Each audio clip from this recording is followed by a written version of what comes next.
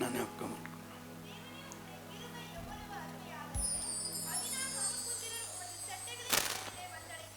அம்மா சரியா படிமா. கிருபை எவ்வளவு அருமையானது, உம்முடைய கிருபை எப்போதும் அருமையானது.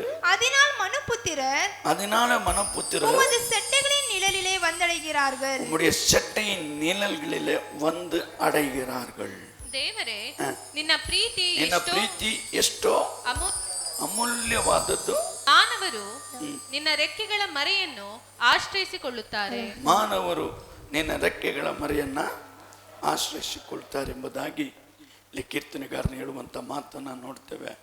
ನಿನ್ನ ಪ್ರೀತಿ ಎಷ್ಟೋ ಅಮೂಲ್ಯವಾದ, ಅಪಾರವಾದದ್ದಲ್ಲ.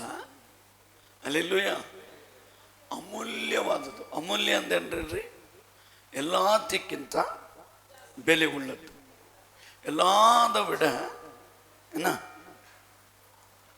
உன் அன்பு எவ்வளவு அருமையானது. அருமையானது தமிழ்ல சொல்ற அவருடைய அன்பு அவ்வளோ அருமையானது.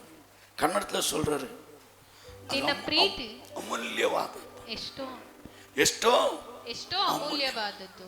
ಅದಕ್ಕೆ ಬೆಲೆ ಇಲ್ಲ, ಅದಕ್ಕೆ ಬೆಲೆ ಕಟ್ಟಕ್ಕಾಗಲ್ಲ. ಅಮೂಲ್ಯವಾದದ್ದು.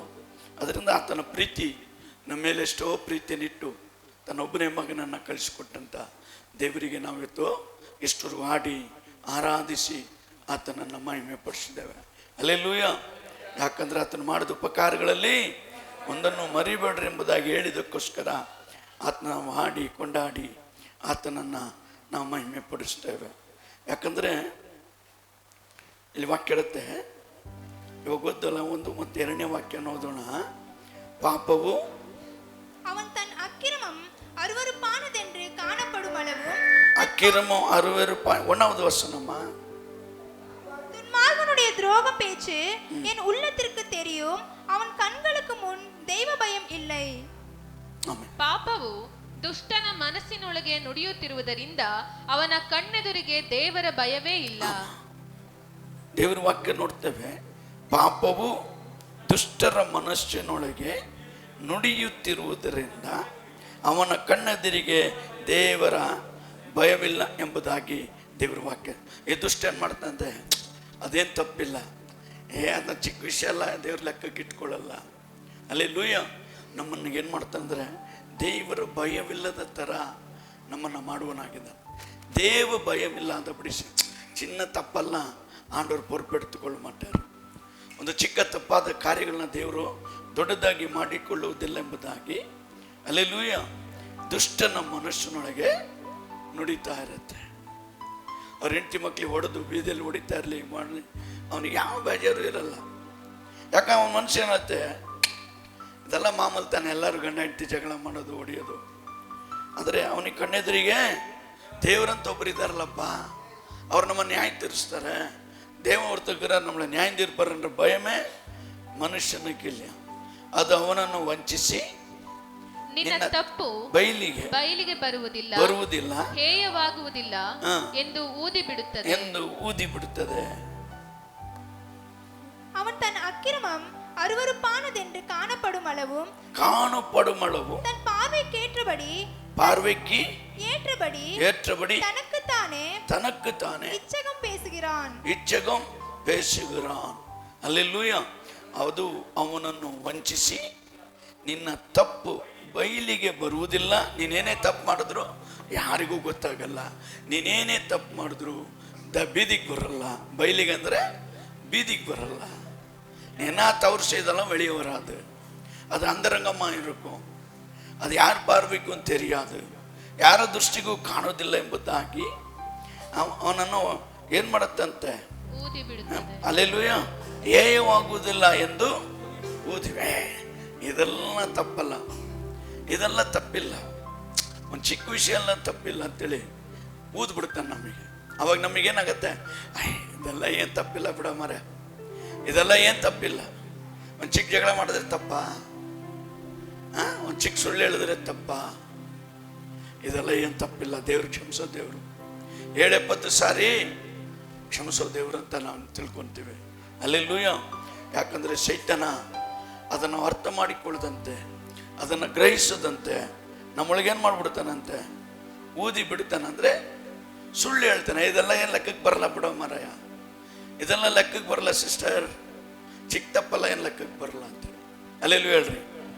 ಅದರಿಂದ ಶೈತಾನ ಏನು ಮಾಡ್ತಾನಂತೆ, ನಾವು ಊದಿ ಬಿಡ್ತಾನೆ.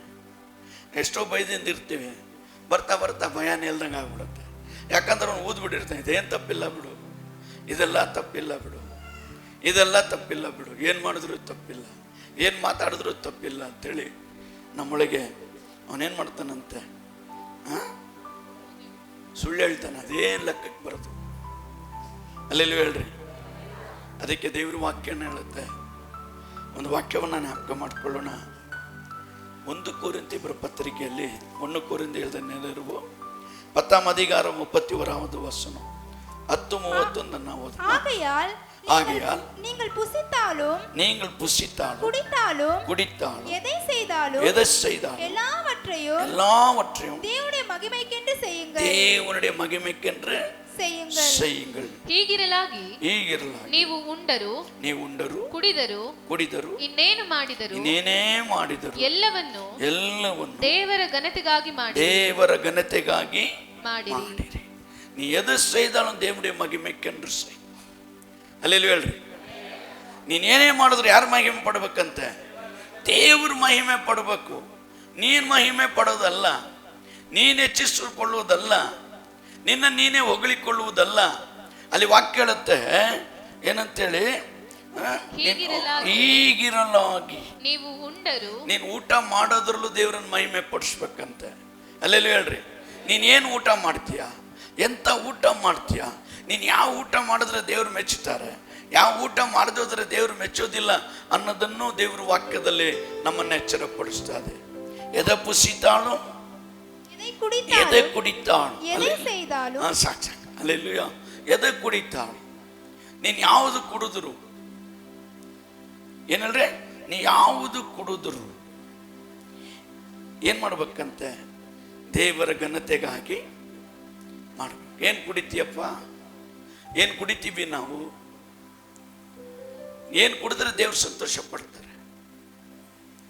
ಬಿಡಿ ಕುಡಿದ್ರೆ ಸಂತೋಷ ಪಡ್ತಾರ? ಶರಾಬ್ ಕುಡಿದ್ರೆ ಸಂತೋಷ ಪಡ್ತಾರ? ಅಲ್ಲೆಲ್ಲೂಯ್ಯ.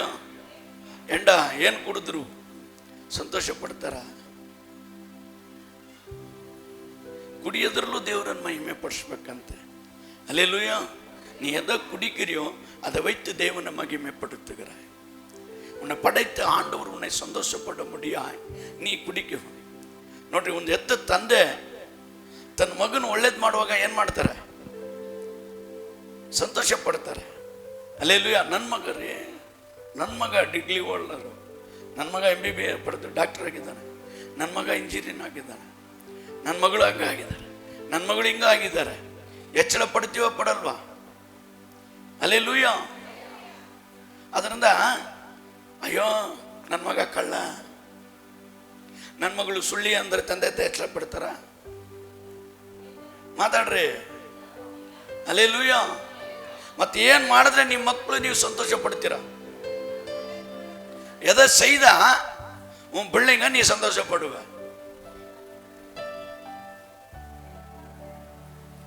அதனால தான் பரிசுத்தமுள்ள வேதம் சொல்லுது, நீ எதை குடித்தாலும் எதை புசித்தாலும் எல்லாம் தேவனுடைய மகிமைக்கென்று செய்யணும். ನೀನೇನೇ ತಿಂದ್ರು, ನೀನೇನೇ ಕುಡಿದ್ರು, ಅಲ್ಲೆಲ್ಲೂಯ್ಯ, ನೀನೇನೇ ಉಂಡ್ರು, ನೀನೇನೇ ಕುಡಿದ್ರು ಎಲ್ಲ ದೇವರ ಘನತೆಗಾಗಿ.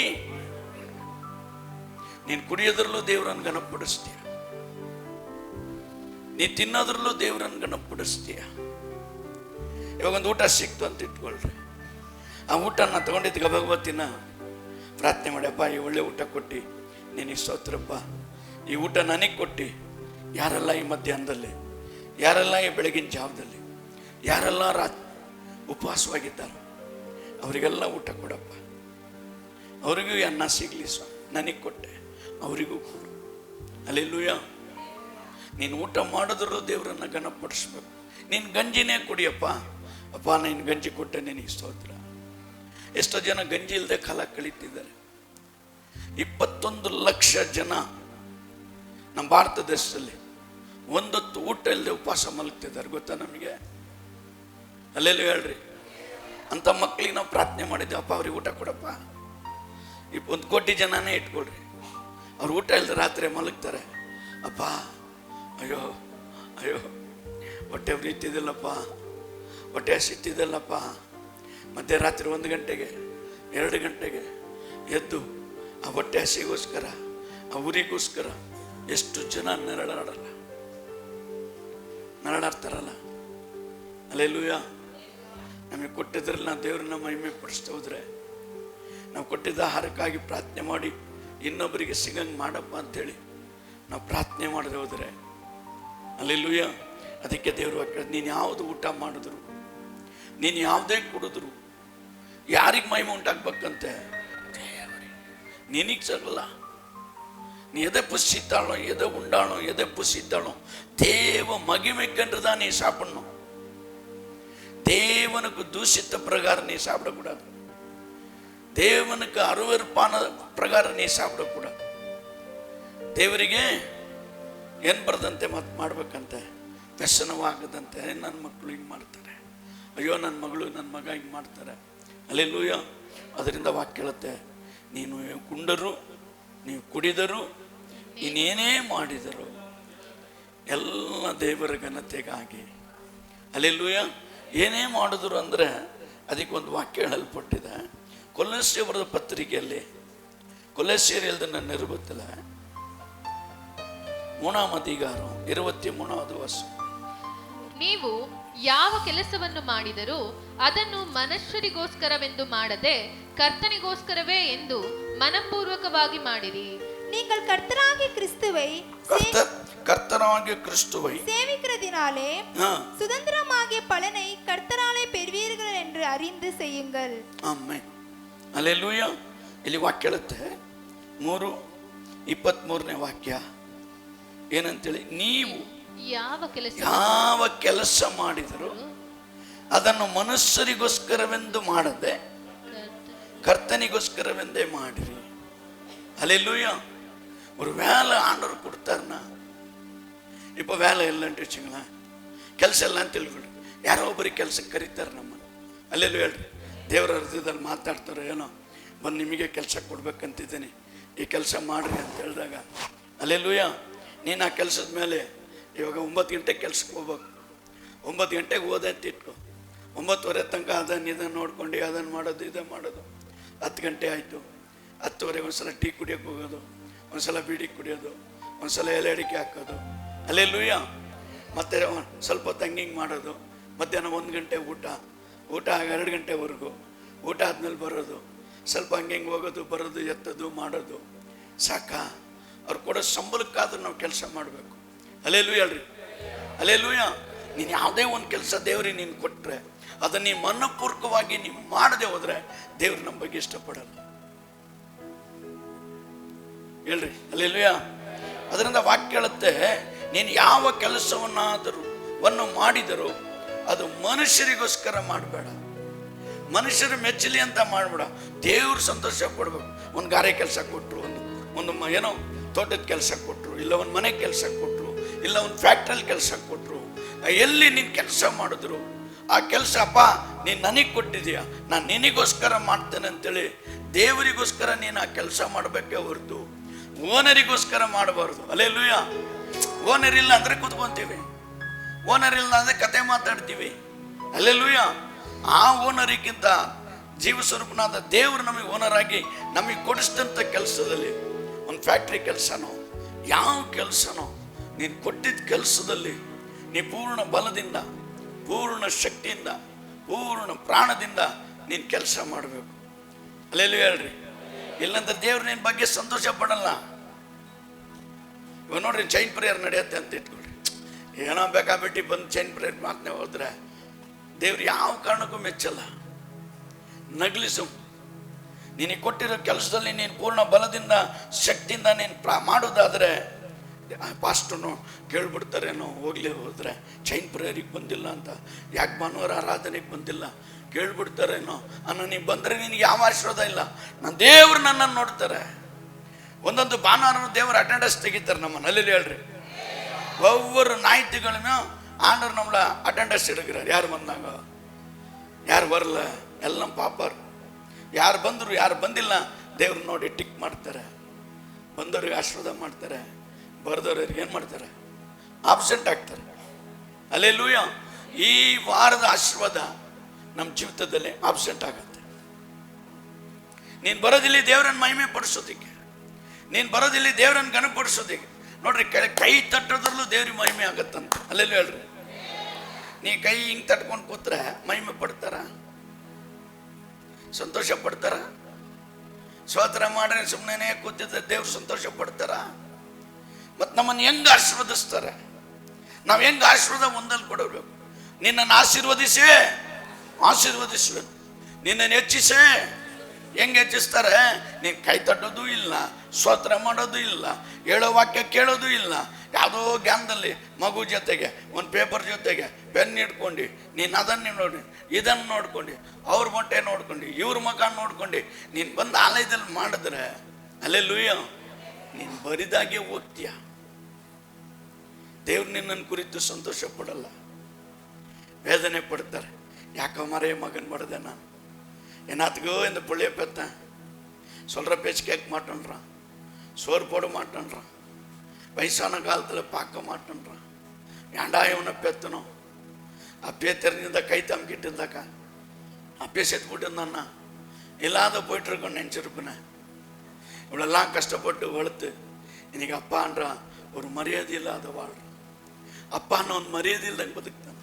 ಕಷ್ಟಪಟ್ಟು ಬೆವರು ಸುರಿಸಿ ನನ್ನ ಮಗ ಚೆನ್ನಾಗಿರಲಿ ಅಂತ ಬೆಳೆಸಿದ ಮೇಲೆ, ಅವ್ನ ದುಡಿಮೆಗೆ ಬಂದ ಮೇಲೆ ಅಪ್ಪ ಅನ್ನೋ ಸ್ಥಾನಕ್ಕೆ ಮರ್ಯಾದೆ ಕೊಡಿದೆ, ಅಪ್ಪ ಅಂತ ಪ್ರೀತಿ ತೋರಿಸ್ದೆ, ಅಪ್ಪನ ಮಾತನ್ನು ಕೇಳಿದೆ, ಅಪ್ಪನ ಮಾತಿಗೆ ತಗ್ಗಿಸ್ಕೊಂಡು ನಡೀದೆ, ಅಪ್ಪನಿಗೆ ತಿರುಗಿಡುತ್ತಾ, ಅಪ್ಪನಿಗೆ ವಿರೋಧವಾಗಿ ನಡೀತಾ, ಇದನ್ನು ಮಾಡಂದ್ರೆ ಮಾಡಲ್ಲ, ಇಲ್ಲಿ ಹೋಗಂದ್ರೆ ಹೋಗಲ್ಲ.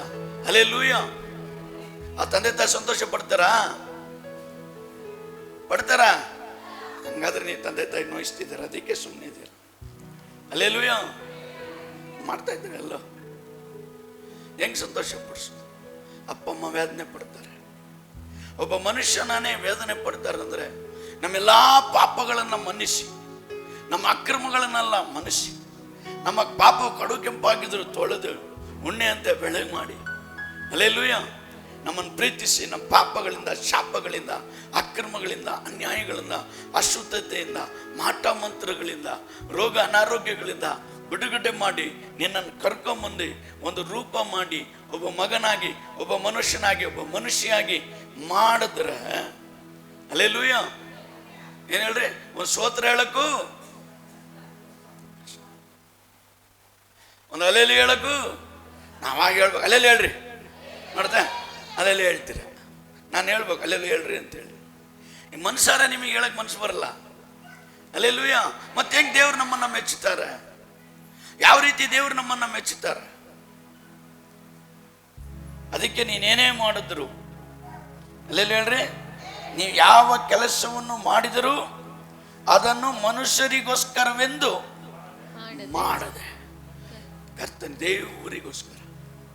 ನಾವು ತಾಲಕ್ಕೆ ಬರ್ತಿರೋದು ನನ್ನ ದೇವರಿಗೋಸ್ಕರ, ನಾನು ಆಡೋದು ನನ್ನ ದೇವರಿಗೋಸ್ಕರ, ನಾನು ಕೈ ತಟ್ಟೋದು ನನ್ನ ದೇವರಿಗೋಸ್ಕರ, ನಾನು ಅಲೆಲು ಹೇಳೋದು ನನ್ನ ದೇವರಿಗೋಸ್ಕರ, ನಾನು ಸ್ತೋತ್ರ ಹೇಳೋದು ನನ್ನ ದೇವರಿಗೋಸ್ಕರ.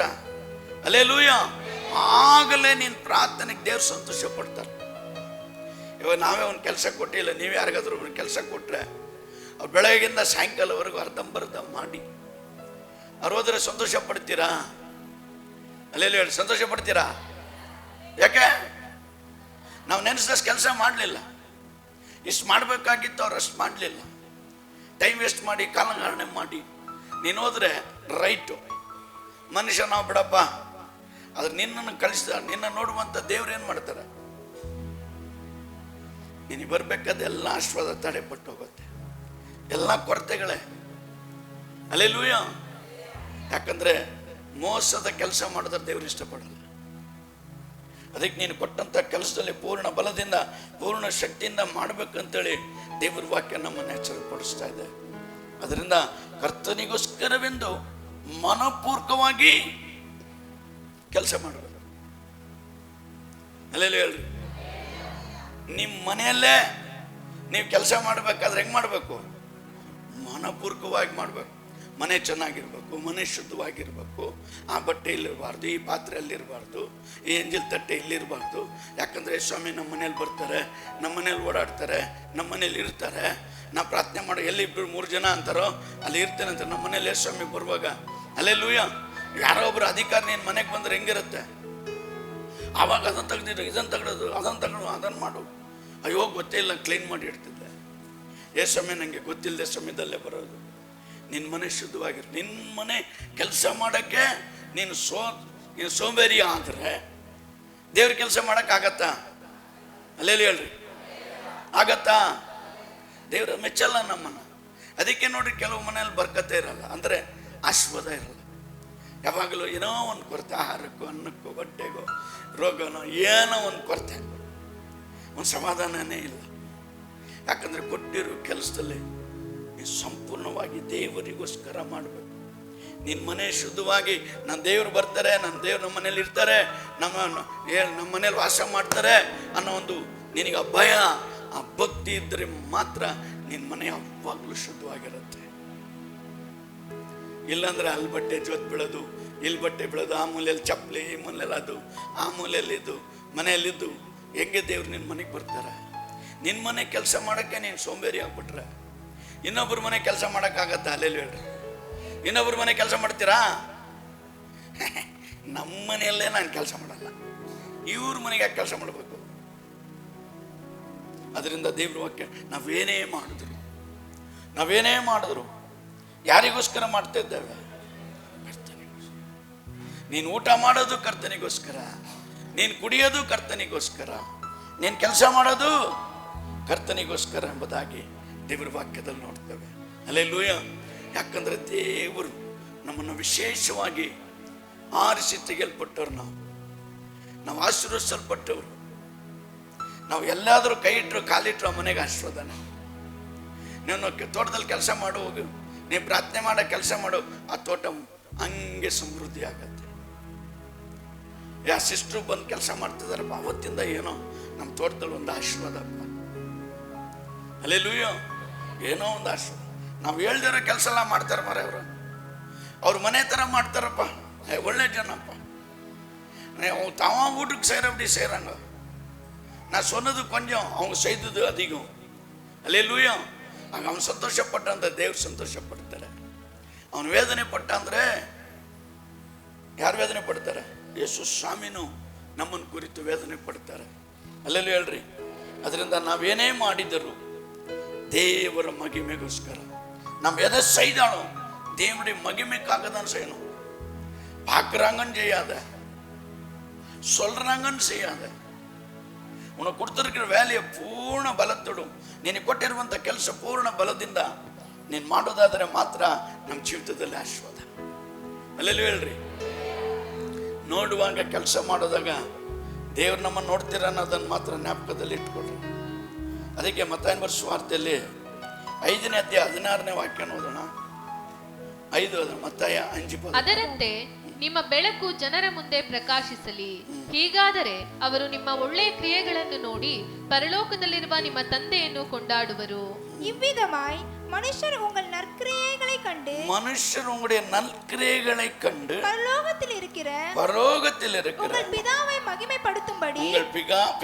மகிமைப்படுத்தும்படி உங்கள் வெளிச்சம் அவர்கள் முன்பாக பிரகாசிக்க கடவது. உங்களுடைய வெளிச்சம் அவர்களுக்கு முன்ன பிரகாசிக்க கடவுது என்று ಪರಿಶುದ್ಧமுள்ள ವೇದದಲ್ಲಿ ವಾಸಿக்கிறோம்.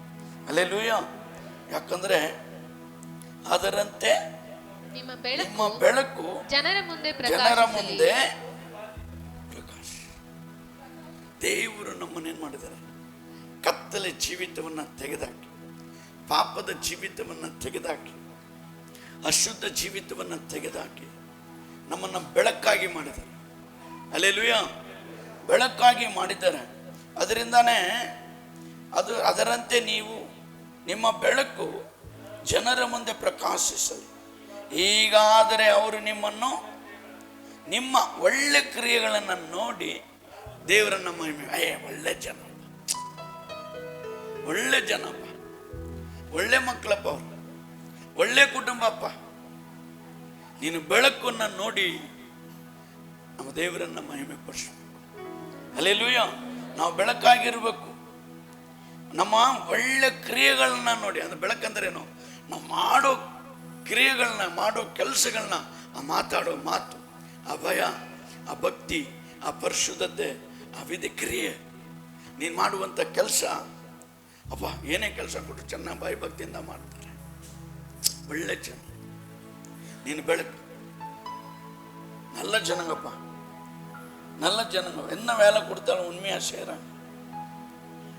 பரலோகத்தில் இருக்கிற உங்கள் பிதாவை மகிமைப்படுத்தும்படி உங்கள் வெளிச்சம் அவர்கள் முன்பாக, அவர்களுக்கு முன்பாக ಪ್ರಕಾಶಿಕ ವೇಣು. ಅವರುಗಳ ರಕ್ಷಣೆ ಹೊಂದದೇ ಇರುವ ಮುಂದೆ ನಾವು ಹೆಂಗಿರ್ಬೇಕಂತೆ? ಪ್ರಕಾಶವಾಗಿ ಬೆಳಕಾಗಿರ್ಬೇಕಂತೇಳಿ ದೇವರ ವಾಕ್ಯ ನಮ್ಮನ್ನು ಎಚ್ಚರಪಡಿಸ್ತಾ ಇದೆ. ಹಲ್ಲೆಲೂಯಾ. ಅದರಿಂದ ನೀನೇನೇ ಮಾಡಿದ್ರು, ನೀನೇನೇ ಕೆಲಸ ಮಾಡಿದ್ರು, ಅದು ದೇವರ ಮಹಿಮೆಗೋಸ್ಕರ ನೀವು ಮಾಡದೆ ಹೋದ್ರೆ ಅದರ ಯಾವ ಫಲನೂ ಇಲ್ಲ. ಹಲ್ಲೆಲೂಯಾ ಹೇಳ್ರಿ, ಯಾವ ಫಲನೂ ಇಲ್ಲ. ನೀನು ಕೆಲಸ ಮಾಡುವಾಗ ನಿನ್ನ ಮನೆ ಕೆಲಸನೋ, ಹೊರಗಡೆ ಕೆಲಸನೋ, ಫ್ಯಾಕ್ಟ್ರಿಯಲ್ಲಿ ಕೆಲಸನೋ, ಎಲ್ಲೋದ್ರೂ ನೀನು ಕೊಟ್ಟಂಥ ಕೆಲಸವನ್ನು ನೀನು ನಂಬಿಗಸ್ತರಾಗಿ ಮಾಡಿ ನೋಡ್ರಿ, ನೀವು ಪದವಿಯ ಮೇಲಕ್ಕೆ ಹೋಗ್ತೀರ, ಉನ್ನತ ಸ್ಥಾನಕ್ಕೆ ಹೋಗ್ತೀರ. ಉನ್ನ ಕೀಳಾಕಮಲ್ ಮೇಲೆ ಹಾಕುವೆ, ನಮ್ಮನ್ನ ಮೇಲೆ ತಗೊಂಡು ಹೋಗ್ತಾರೆ. ನಾವು ಹಾಲಾಕಮಲ್ ತಲೆ ಹಾಕುವೆ. ನೀನು ಕೆಳಗಡೆ ಮಾಡಿದೆ, ನಾನು ನಿನ್ನನ್ನು, ನಿನ್ನ ಕೆಲಸದಲ್ಲಿ ನಿನ್ನನ್ನು ಉನ್ನತಿಗೆ ತರ್ತೇನೆ. ನೀನು ನಂಬಿಗಸ್ತನ ಕೆಲಸ ಮಾಡ್ತಾರೆ, ದೇವರ ಮಹಿಮೆಗೋಸ್ಕರ ಕೆಲಸ ಮಾಡಿದ್ರೆ, ದೇವರಿಗೆ ಭಯಪಟ್ಟಪ್ಪ ಅಪ್ಪ ನೋಡ್ತಿದ್ದಾರೆ, ನಾನಿಂಥ ಸೋಂಬೇರಿ ಕೆಲಸ ಎಲ್ಲ ಮಾಡಲ್ಲ, ನನಗೆ ಕೊಟ್ಟಿರೋ ಕೆಲಸವನ್ನು ನಾನು ನಂಬಿಗಸ್ತಲಾಗಿ ಮಾಡ್ತೇನೆ, ನೀನು ಮಾಡಿ ನೋಡು. ಆ ಫ್ಯಾಕ್ಟ್ರಿಯಲ್ಲಿ ನೀನಿರೋ ಸ್ಥಳದಲ್ಲೇ ಒಂದು ಸ್ಥಾನ ಮೇಲಕ್ಕೆ ಎತ್ತಂಗೆ ದೇವ್ರು ಮಾಡ್ತಾರೆ. ಅವ್ರ ಮನೆಯವರೇ ಬಂತಾರೆ, ಈ ತಿಂಗಳು ನಿಮಗೆ ಸಂಬಳ ಕೊಡಿಸ್ಕೊಡ್ತೀನಿ, ನೀವು ಒಳ್ಳೆ ಜನ, ನೀವು ಚೆನ್ನಾಗಿ ಕೆಲಸ ಮಾಡ್ತೀರಾ, ಹಲ್ಲೆಲೂಯಾ, ಈ ತಿಂಗಳು ಒಂದು 500 ರೂಪಾಯಿ ಸಂಬಳ ಜಾಸ್ತಿ ಕೊಡ್ತೀನಿ.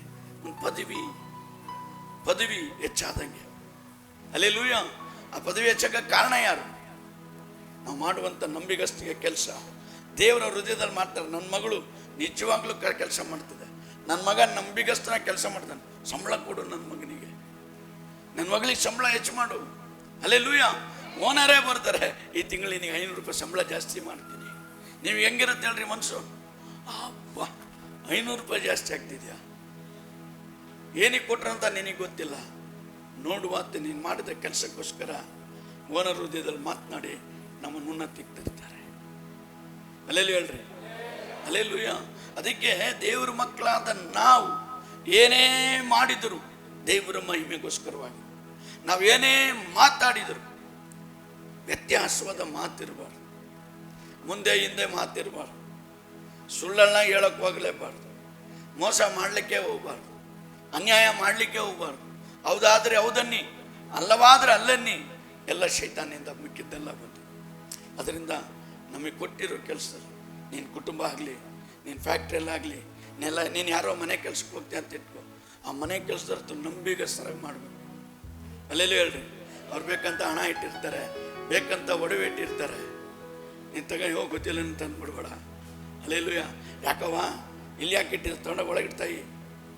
ಅವ್ರು ನೋಡ್ತಾರಪ್ಪ, ಆಸೆ ಪಟ್ಟಲಿಲ್ಲ, ಆಸೆ ಪಟ್ಟು ತಗೊಳ್ಳಿಲ್ಲ, ಅಲ್ಲಿ ದೇವ್ರು ನಮ್ಮ ಮಹಿಮೆ ಪಡುತ್ತೆ. ಹಲ್ಲೆಲೂಯಾ ಹೇಳ್ರಿ. ಇಲ್ಲ ನೀನು ತೆಗೆದು ಬಚ್ಚಿಟ್ಕೊಂಡ್ರೆ ದೇವ್ರ ನಮ್ಮ ದೂಷಣೆ ಪಡುತ್ತೆ, ನೀನು ಜೈಲಲ್ಲಿ ಇರ್ತೀಯ, ಕಂಬಿ ಅಂಟ್ಸ್ಕೊಂಡು ಕೂತಿರ್ಬೇಕಾಗತ್ತೆ. ಅದರಿಂದ ನಾವು ಬಹಳ ಎಚ್ಚರ ವಹಿಸಿ ಎಚ್ಚರಿಕೆಯಿಂದ ಹಲ್ಲೆಲೂಯಾ ನಾವು ಜೀವಿಸುವರಾಗಿ. ಸಮಯ ಹೋಗ್ತಾ ಇದೆ. ಒಂದು ವಾಕ್ಯವನ್ನು ಓದೋಣ. 2 ಕೊರಿಂಥಿಯರ ಪತ್ರಿಕೆಯಲ್ಲಿ 9ನೇ ಅಧ್ಯಾಯ 6ನೇ ವಾಕ್ಯ ಓದೋಣ. 2 ಕೊರಿಂಥಿಯர் 9:6. பின்னும் நான் சொல்லுகிறது என்னவெனில், சிறுக விதைக்கிறவன் சிறுக அறுப்பான், பெருக விதைக்கிறவன் பெருக அறுப்பான்.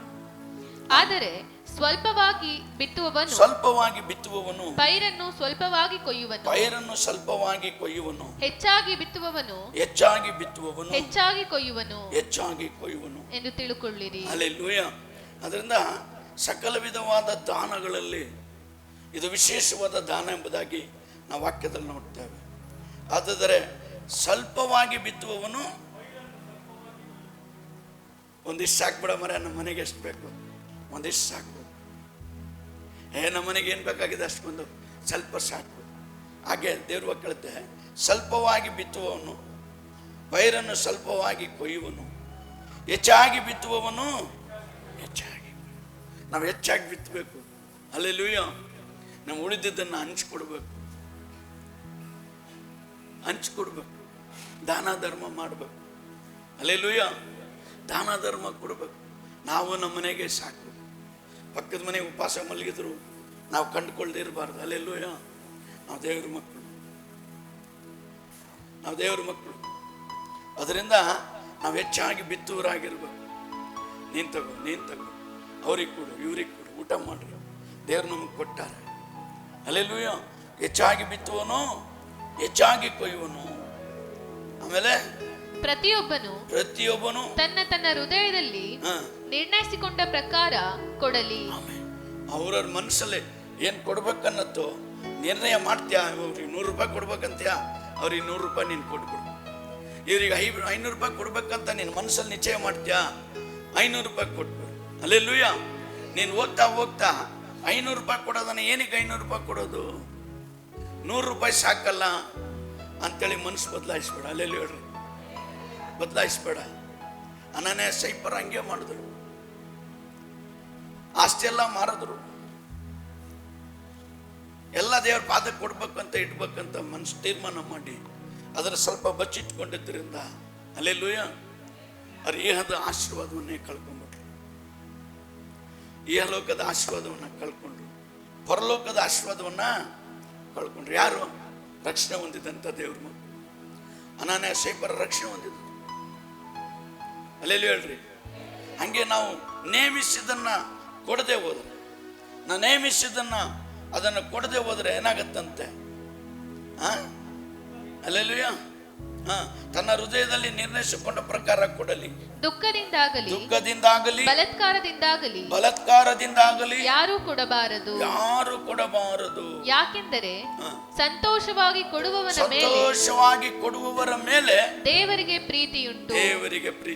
അവനവൻ വിസനമായുമല്ല കട്ടായമായുമല്ല തൻ മനതിൽ നിയമിത്തപടിയെ കൊടുക്ക കടവൻ உற்சாகமாய் கொடுக்கிறவனுக்கு தேவன் பிரியமாயிருக்கிறார்.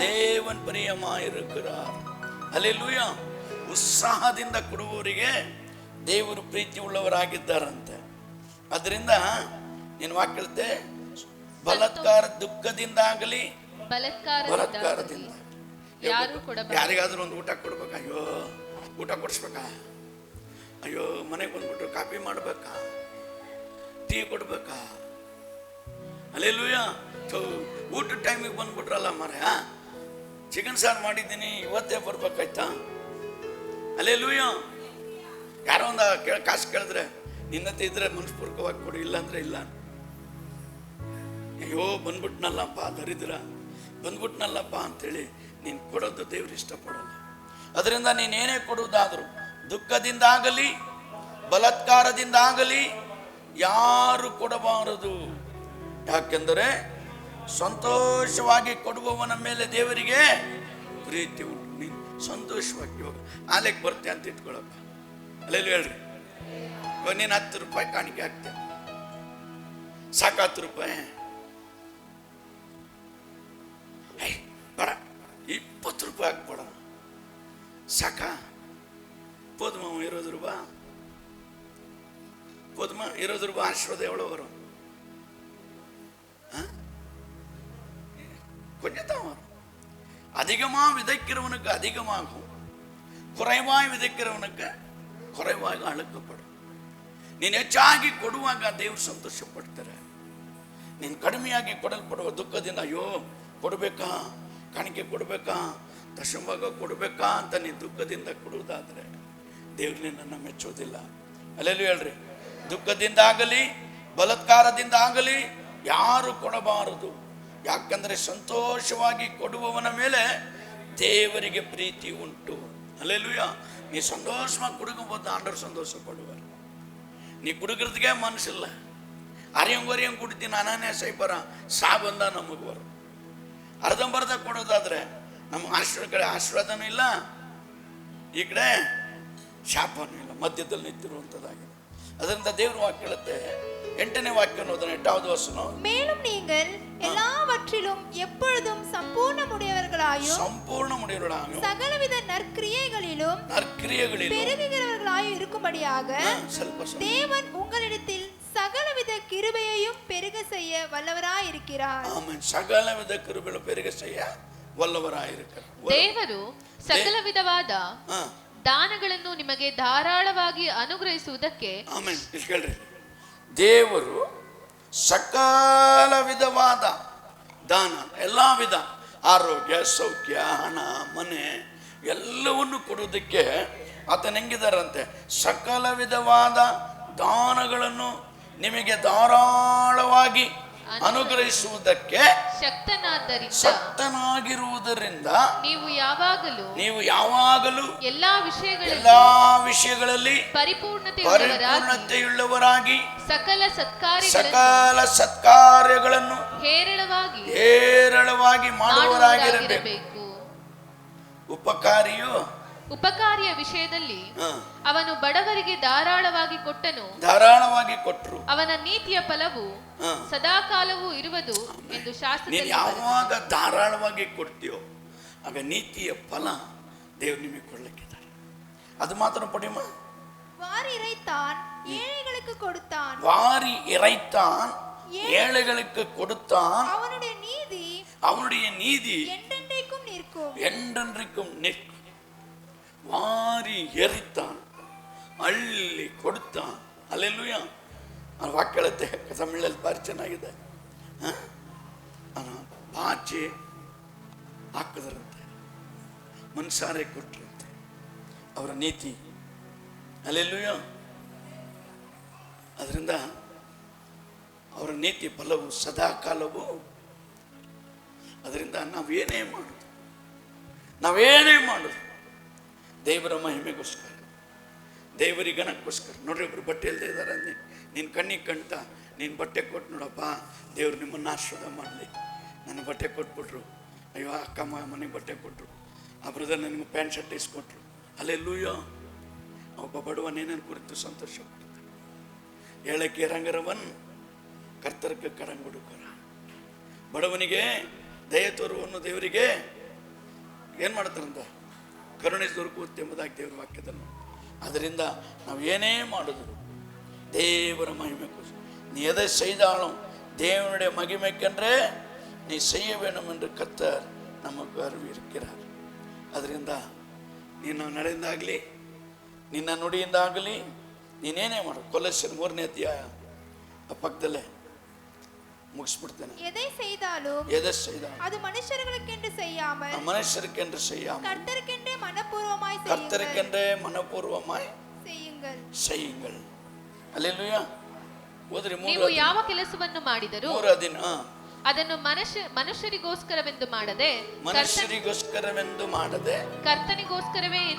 ಕರ್ತನಿಗೋಸ್ಕರವೇ ಎಂದು ಮನಪೂರ್ವಕವಾಗಿ ಮಾಡಿರಿ.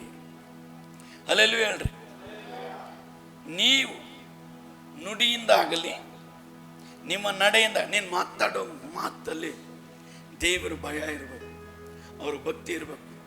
ನಿನ್ನ ಮಾತಲ್ಲಿ ಒಂದು ಪರಿಶುದ್ಧತೆ ಇರಬೇಕು.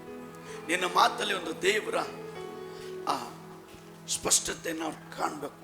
ನೀನು ಮಾತಾಡೋ ಮಾತು, ನಿನ್ನ ನುಡಿಯಿಂದಾಗಲಿ, ಮತ್ತು ನೀನೆಂಥ ನಡೀತಿದ್ಯಾ, ನೀನು ಎಲ್ಲಿ ನಡೆದು ಹೋಗ್ತಿದ್ಯಾ, ಹೆಂಗೆ ನಡೀತಿದ್ಯಾ, ಅದನ್ನು ಗಮನಿಸ್ತಾ ಇದ್ದಾರೆ.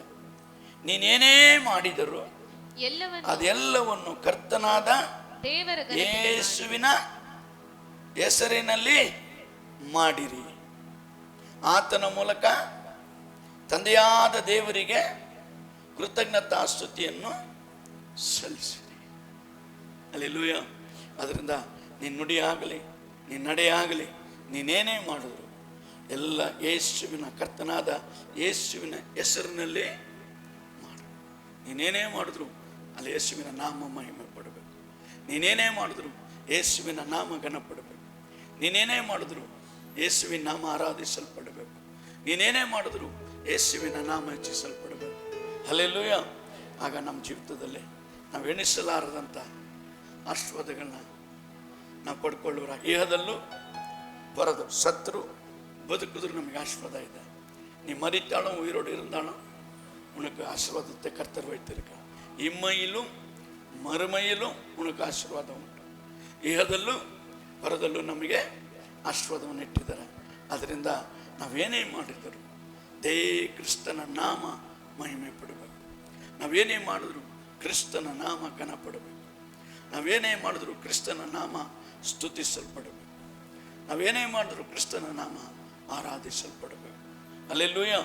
ಆಗ ಆತನ ಸಂತೋಷಪಟ್ಟರೆ ನಮ್ಮ ಜೀವನವೆಲ್ಲ ಆಶೀರ್ವಾದ.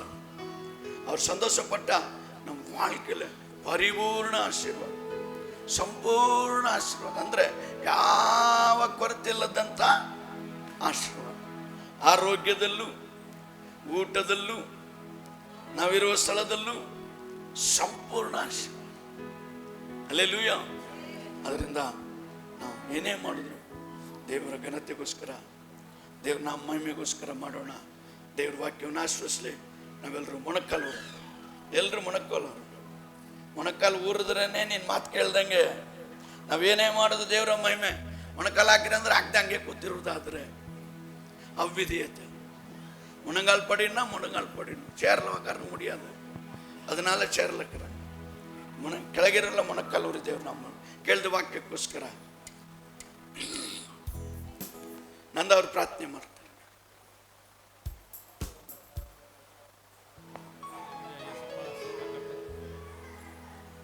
ಸ್ತೋತ್ರ ರಾಜ, ಹಾಲೆಲೂಯ. ಯೇಸುವೆ ಸ್ತೋತ್ರ ಅಪ್ಪ, ಸ್ತೋತ್ರ ಕರ್ತನೆ. ಹೌದು ಸ್ವಾಮಿ, ನಾವೇನೇ ಮಾಡಿದರೂ ಯೇಸಪ್ಪ ನಿಮ್ಮ ಘನತೆಗಾಗಿಯೂ ಮಹಿಮೆಗಾಗಿಯೂ ನಾವು ಜೀವಿಸುವಂತೆ ನೀವು ಕೃಪೆ ಮಾಡು ಸ್ವಾಮಿ. ಅಪ್ಪ, ನಿಮ್ಮ ನಾಮ ಒಂದೇ ಮಹಿಮೆ ಹೊಂದಬೇಕು, ನಿಮ್ಮ ನಾಮ ಒಂದೇ ಘನ ಹೊಂದಬೇಕು ಸ್ವಾಮಿ. ಹೌದು ಸ್ವಾಮಿ, ಈ ವಾಕ್ಯ ಕೊಟ್ಟದಕ್ಕಾಗಿ ಕೋಟಿ ಸ್ತೋತ್ರ ಸಲ್ಲಿಸ್ತೇವೆ ರಾಜ. ಈ ವಾಕ್ಯವನ್ನು ಇಲ್ಲೇ ಕೇಳಿ ಇಲ್ಲೇ ಮರೆಯದಂತೆ ಸ್ವಾಮಿ, ನಮ್ಮ ಹೃದಯದ ಅಲೆಯಲ್ಲಿ ಬರೆತಿಟ್ಟುಕೊಳ್ಳುವ ಮಕ್ಕಳಾಗಿ ನಿಮ್ಮ ಮಾರ್ಪಡಿಸು ಸ್ವಾಮಿ. ಎಲ್ಲ ಸ್ತುತಿ ಘನ ಮಾನ ಮಹಿಮೆಯು ನಿಮ್ಮೊಬ್ಬರಿಗೆ ಸಲ್ಲಿಸ್ತಾ ಯೇಸುವಿನ ಮುದ್ದಾದ ನಾಮದಲ್ಲಿ ಪ್ರಾರ್ಥಿಸ್ತೇವೆ ನಮ್ಮ ತಂದೆಯೇ. Amen, amen, amen. Hallelujah. Sir, ನಾವು ಕೂತ್ಕೊಳ್ಳೋಣ. ಒಂದು ರಾಗ